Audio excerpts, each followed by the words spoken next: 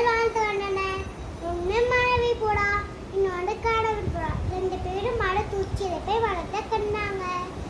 கொஞ்ச நாளைக்கு அப்புறம் பெண் புறா முட்டையை விடுச்சு. வெளியே தேடி வெளில சென்னாங்க.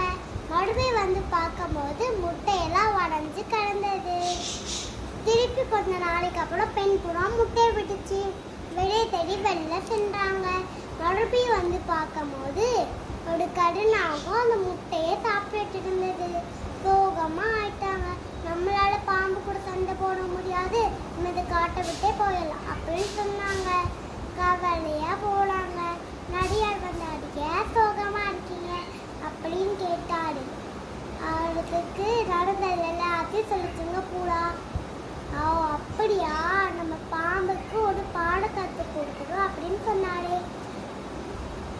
பழத்து கழுத்து ராணியில செயினை கழுத்து குளிச்சுட்டு இருந்தாங்க. அப்ப அந்த பெண் புறா போய் அந்த செயினை எடுத்துட்டு வந்துருச்சு. பாம்பு புத்துக்குள்ள போட்டுருச்சு. துரத்தி வந்த காவலாளிகள் அந்த புற்றா உடைச்சாங்க. பாம்பு வெளில வந்துருச்சு.